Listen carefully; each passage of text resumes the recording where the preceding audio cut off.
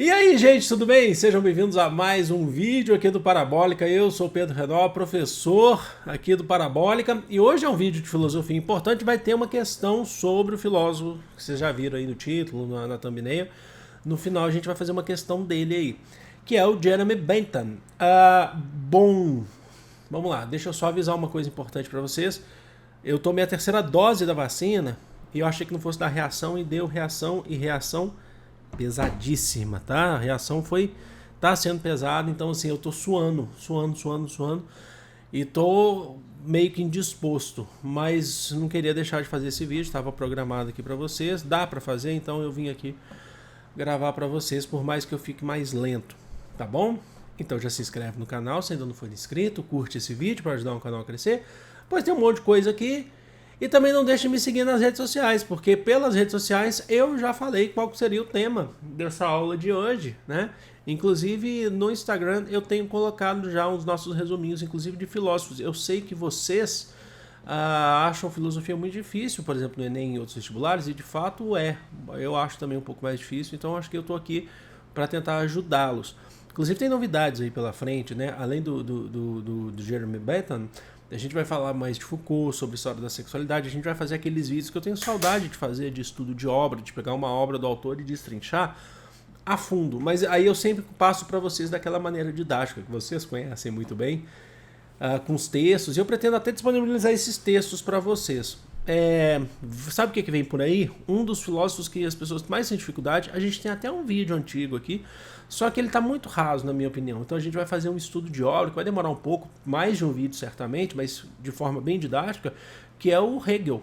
Eu sei que muita gente fala assim, poxa, Hegel é difícil, nossa, que não sei das quantas. Então vamos fazer a fenomenologia do espírito. Então a gente vai fazer aí um estudo de obra sobre isso aqui, é a minha toalhinha para mim, né? No calor que tá tendo, ainda mais fecha a janela. Ai, peraí. Acende a luz, né, de LED, aí fica assim mesmo. Vamos falar sobre fenomenologia do espírito, sim, tá bom? Bom, vamos falar de Jeremy Bentham. É um filósofo do século XVIII e do século XIX, então já entendam que o Jeremy Bentham está ali dentro do conceito que a gente vai chamar de iluminismo.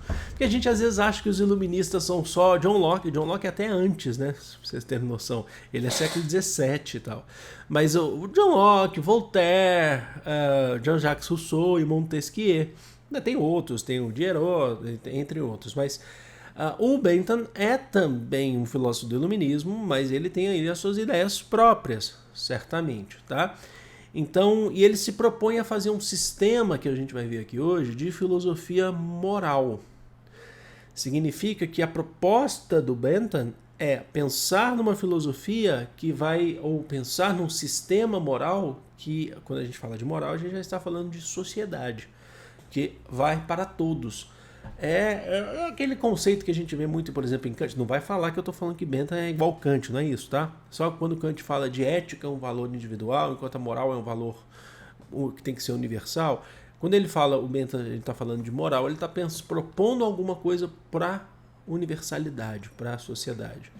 Entendeu? Então é basicamente isso que a gente vai ver hoje. Bom, aí a gente entra de fato numa obra. Inclusive eu quero até falar isso aqui para vocês. Eu estou aqui com a obra do Bentham, que é, aqui, tá aqui, ó.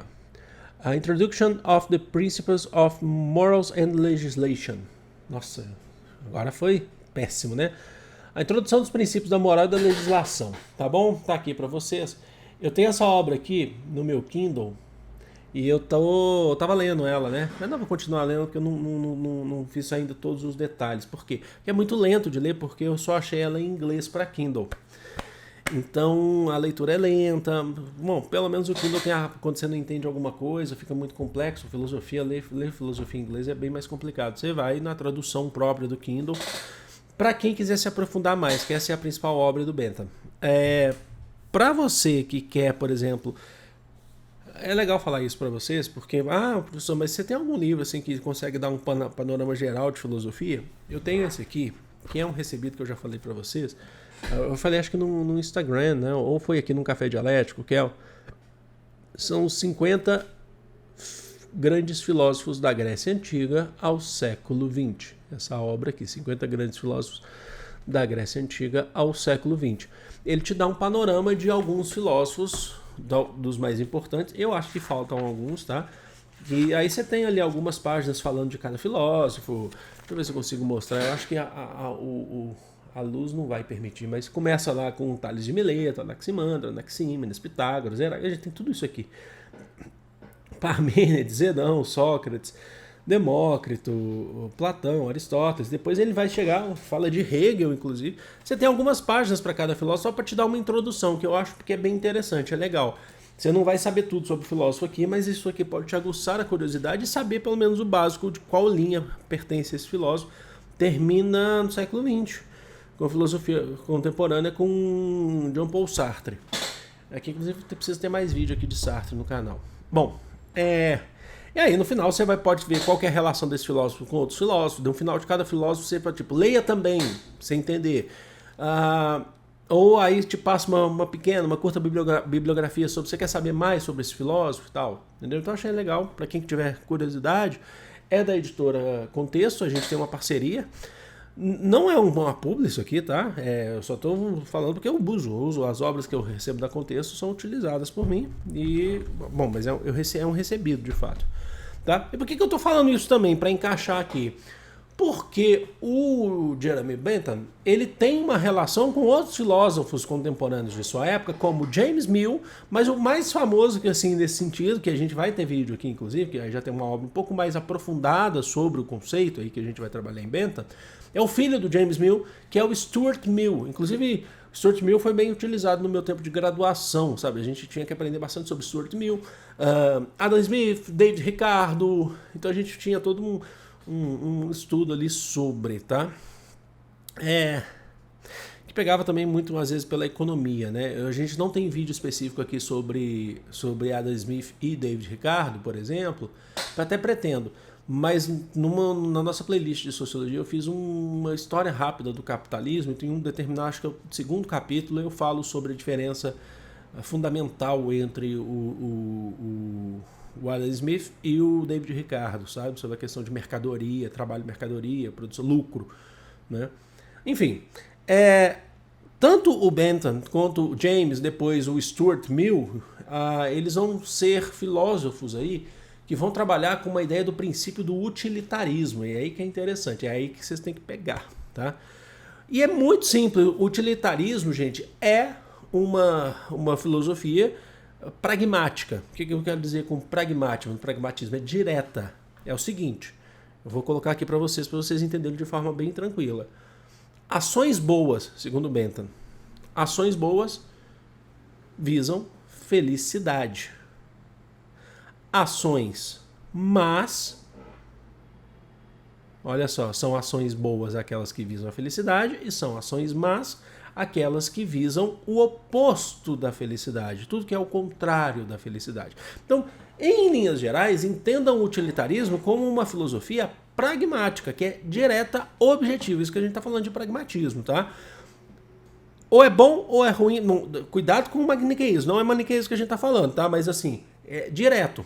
Ele está pensando assim, ações boas, felicidade. Ações más, o oposto da felicidade. Quem que vai aprofundar muito isso vai ser o Stuart Mill, e eu pretendo trazer mais pra frente aí, quem sabe, um vídeo sobre Stuart Mill pra vocês, tá bom? E é aqui que a gente tem que explorar esse princípio da utilidade em Jeremy Bentham. Por quê? Porque ele percebe ao longo de sua vida que toda ação que você faz visa a felicidade, de certa forma, a sua felicidade individual. Mesmo que você prejudique outras pessoas, você está visando a sua felicidade individual, certo? Então ele preferiu meio que substituir o conceito de busca por felicidade, simples felicidade. O Jeremy Bentham, ao longo de sua vida, ele entendeu que ele prefere utilizar o princípio da utilidade como o princípio, lendo ali, o princípio da maior felicidade. Então ele aumenta essa ideia da felicidade.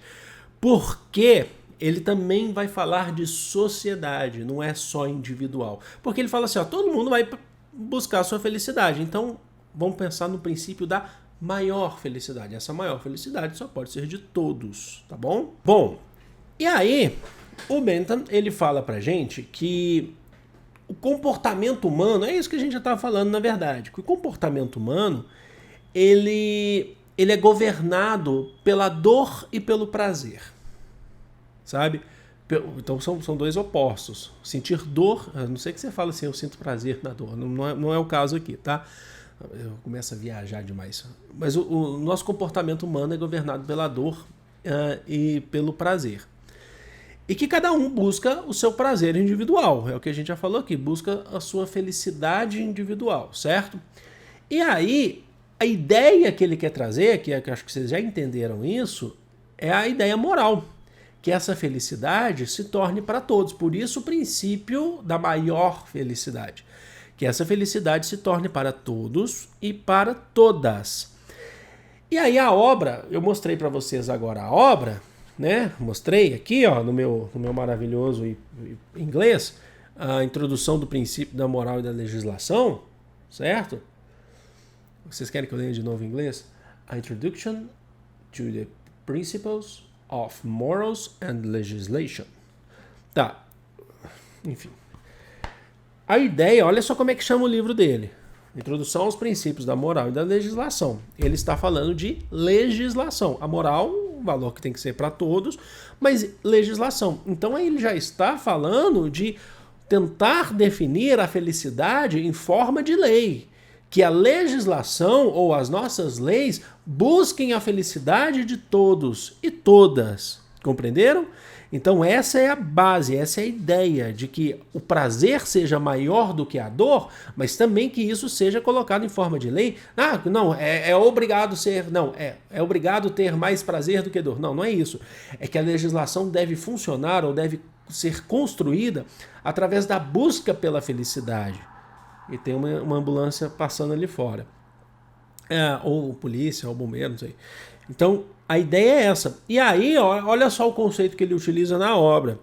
Ele fala assim que essa legislação deve tentar fornecer a felicidade para todos e todas, cujo objetivo, olha só, é criar a fábrica da felicidade pelas mãos da razão, afinal de contas ele é um iluminista, e da lei. Olha só, o objetivo é criar a fábrica da felicidade, a fábrica que constrói felicidade, é algo que vai construir, vai continuar prosperando essa felicidade, pelas mãos da razão e da lei. Se construir leis que façam o bem de todos e todas, compreenderam? E aí ele entra já numa parte que a gente vai conhecer do Jeremy Bentham, que além de ser pragmático, direto, é a busca pela felicidade, também é sistemático. Ele quer definir isso enquanto um sistema. Tá? Ele quer definir isso enquanto sistema. Então, a lei ela deve propor sanções de acordo com como que a sociedade está tendo. Tem mais prazer do que dor? Ou tem mais dor do que prazer? Então essa lei tem que ser regulada, ela tem que funcionar de acordo com como está essa sociedade. Compreenderam? E aí ele vem com outro princípio, é o princípio produtor da conjunção dos deveres e interesses. É de acordo com os interesses dessa sociedade, essa lei vai ser construída, mas sempre visando que é melhor ter, é preciso ter mais prazer do que dor, ou é melhor preciso ter felicidade do que a falta dessa felicidade. Mas, professor, quando a gente fala de lei, a gente lembra de punição. Pois é, ele não nega a punição. Só que a punição, para ele, ela só deve ser aplicada nessa sociedade quando for para minimizar a dor e maximizar a felicidade ou maximizar o prazer. Então ele não fala, então, por exemplo, se você chega lá e você tem uma população carcerária no país, ali não é prazer, ali é dor. Pois é, mas ele fala assim, mas tem que minimizar a dor, maximizar o prazer. Então você tem que pensar num sistema onde para depois, posteriormente, aí você tem uma maximização do prazer. Então você pune, inclusive. Inclusive, deixa eu só explicar isso para vocês. O Jeremy Bentham, ele é inclusive o grande nome aí do sistema panóptico, que é o que o Foucault vai trabalhar. Olha só que interessante. Se eu não me engano, é ele, né? Quer ver? Eu vou até pesquisar aqui, mas é ele mesmo. O sistema panóptico é a criação dele. Você sabe o que é o sistema panóptico, né, gente? Pera aí. Ele era um jurista, tá?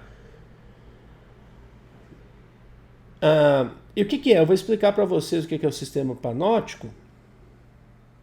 Exatamente. que é aquele sistema carcerário, prisional, onde você tem uma torre no meio que vigia todas as celas. É um sistema circular, que é o que o Foucault faz, tece suas críticas em Vigiar e Punir. Ele trabalha muito, ele faz um destrinchamento total do sistema panóptico, e além do que ele pega esse sistema panóptico e transforma, leva ele para a sociedade, né, para tentar entender o sistema panóptico em câmeras de vigilância na rua, na própria escola. Que interessante se pensar nisso, tá bom? Bom, e como que funciona na prática mesmo para os legisladores poderem olhar para ver se é preciso, como que você vai buscar mais felicidade e tal? É através de cálculos, tá? Por isso que ele é sistemático, o Jeremy Bentham. Ele fala assim que é preciso ter, né? Existem prioridades que definem cálculos para você ver se tem mais prazer ou dor, ou se tem mais dor do que prazer, para a legislação poder funcionar em cima disso. Então ele define umas prioridades, onde os legisladores devem ficar de olho. São 7 prioridades. Como? Olha só. Intensidade, duração, certeza, proximidade, fecundidade, pureza e extensão. Os legisladores ou essa sociedade, aqueles que olham pela sociedade, precisam ficar de olho nesses 7 pontos para ver, analisar para ver se essa sociedade está vivendo mais dor ou mais prazer do que dor. Então, olha lá, são intensidade, duração, certeza, proximidade, fecundidade, pureza e extensão. Você tem todo um sistema para poder avaliar, né, para poder avaliar se essa sociedade está sendo intensa, em qual sentido, qual que é a intensidade da dor nessa sociedade, por aí vai. Você vai vendo. E por fim, pelos próprios contemporâneos, lembrando que ele é iluminista, o Bentham recebeu bastante crítica, viu? E eu explico por que ele recebeu bastante crítica. A nossa questão do Enem próxima aí que a gente vai fazer daqui a pouco, inclusive tem que pegar um pouquinho disso. Porque quando ele fala de dor e prazer, a questão moral, ele não se dirigiu à religião, como era comum, inclusive, de outros iluministas, o próprio Voltaire, que fazia críticas à religião e tal.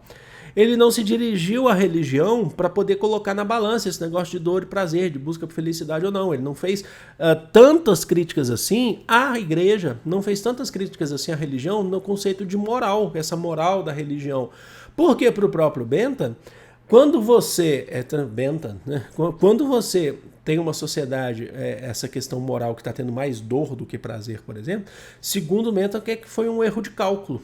Então você joga na mão dos legisladores, erraram o cálculo, então está tendo as ações da legislação das leis, elas não estão funcionando porque houve um erro de cálculo para avaliar se tinha mais dor do que prazer. Então meio que é muito difícil falar em isentar a igreja disso, mas não é o maior debate do Jeremy Bentham. Compreenderam? Então ele foi criticado, porque os iluministas, inclusive, faziam várias críticas à religião, certo? Então tá aí para vocês, questão na tela. O Bentham foi cobrado algumas vezes no Enem, tá? Não foi só essa não, essa aqui foi a última vez que ele foi cobrado. Então quer dizer que é um autor que está no radar do Enem e de outros vestibulares também. Vamos lá ler. A moralidade, Bentham exortava, não é uma questão de agradar a Deus, muito menos de fidelidade a regras abstratas. A moralidade é a tentativa de criar a maior quantidade de felicidade, lembra que ele faz os cálculos, possível neste mundo. Ao decidir o que fazer, deveríamos, portanto, perguntar qual curso de conduta promoveria a maior quantidade de felicidade para todos aqueles que serão afetados. Isso não é uma questão de agradar a Deus ou de regras abstratas, né? A ideia é você olhar para ver se tem mais felicidade ou menos felicidade, e aí você vai buscar a questão da moralidade.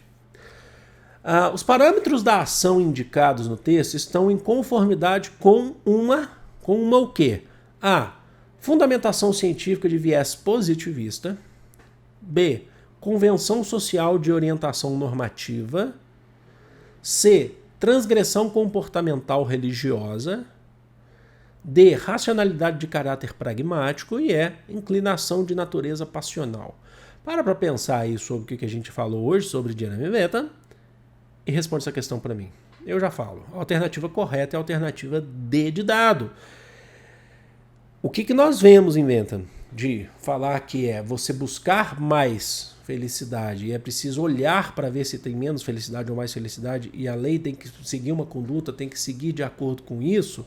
Ele está falando de ser racional, olhar para essa sociedade de forma racional, afinal de contas ele é um iluminista, e de caráter pragmático, objetivo. Está com menos felicidade? Vamos buscar mais felicidade. Então a alternativa correta D, não tem outra, certo?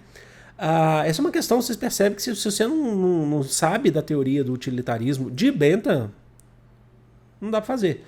Vamos ver porque que as outras estão erradas, que eu sei que vocês adoram isso. Fundamentação científica de positivismo, gente, vem depois. Seria anacronismo aqui.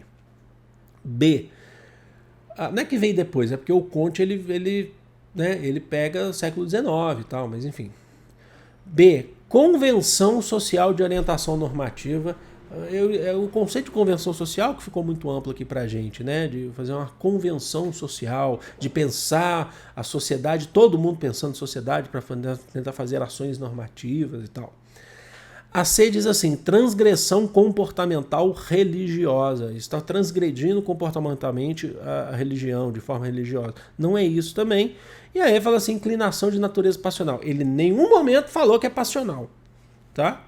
Não está falando de natureza passional. Não é o debate de falar de natureza passional. A questão é que há uma racionalidade de pensar racionalmente, só que de forma pragmática, de pensar de forma objetiva. Espero que vocês tenham gostado, espero que vocês tenham curtido. Deixa aí nos comentários. Dá uma curtida, acho que é muito importante que vocês façam isso. Afinal, não é só porque eu tô doente, fiz o vídeo. É porque ajuda a gente a crescer mesmo, tá bom? Mas se você quiser também, porque o professor tá doente, tá gravando vídeo aqui. Amo vocês, é de todo o coração do mundo, de verdade. Grande beijo. Fui!